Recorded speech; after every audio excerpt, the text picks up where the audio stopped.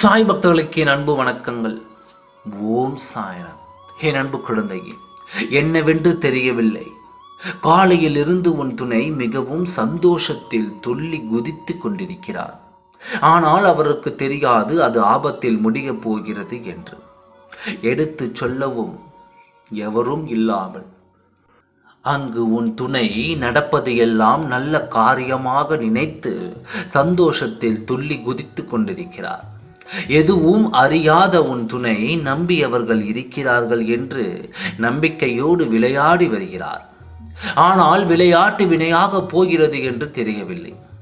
உன் துணைக்கு சுற்றி இருப்பவர்கள் எல்லாம் பாதுகாப்பாக இருக்கிறார்கள், சொந்த பந்தங்கள் எல்லாம் உறுதுணையாக இருக்கிறது என்று நினைத்து ஏமாளியாக போகப் போகிறார். உன் துணை அனைவருமே சதிகாரர்கள் என்றும் இன்னும் புரியவில்லை என்றால் இன்னும் எத்தனை காலங்கள் எடுத்துக்கொள்வார்? யாரெல்லாம் எப்படிப்பட்டவர் என்று புரிந்து கொள்ள எத்தனை சந்தர்ப்பங்கள் கிடைத்தும் அத்தனையும் நழுவ விட்டுவிட்டு இன்னும் அவர்களை முட்டாள்தனமாக நம்பிக்கொண்டிருக்கும் உன் துணைக்கு இந்த காரியம் நடப்பது சரிதான் என்று நான் சொல்கிறேன். எதனால் தெரியுமா? கெட்டவர்களை அறிவது என்று உன் துணைக்கு எத்தனை வாய்ப்புகளை கொடுத்தேன் தெரியுமா? அத்தனை வாய்ப்புகளையும் தட்டி கழித்தார். கண்மூடித்தனமாக அவர்களை நம்பி நம்பி இன்று இறுதி கட்டத்திற்கு வந்துவிட்டார். அவர்களை இன்று உன் துணைக்கு ஒரு ஆபத்து நேரிடப் போகிறது. முழு மனதோடு அவர்களை நம்பி இன்று ஒரு காரியத்தில் இறங்கி அதன் சந்தோஷம் உச்சகட்டத்தை தொட்டிருக்கிறது.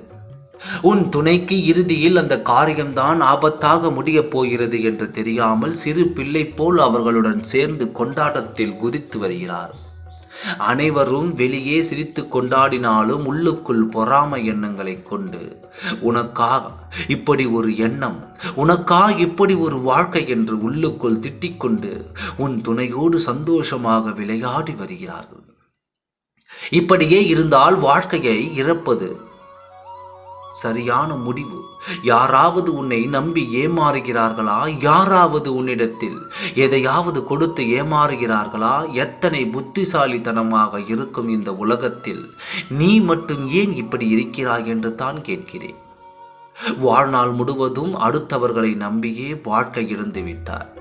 உன் துணை இன்றாவது புத்திசாலித்தனமாக பிழைத்து கொண்டால் அவருக்கு இருக்கும் ஆபத்தில் இருந்து வெளிவந்து விடலாம். இல்லை என்றால் மிகப்பெரிய இழப்பிற்கு ஆளாவார். நடப்பதை பார்ப்போம். இன்று மாலைக்குள் உன் துணையின் செய்தி உன் செவிகளில் விடும். தயாராக இரு, நல்லதே நடக்கும். ஓம் சாய்ராம். நன்றி, வணக்கம்.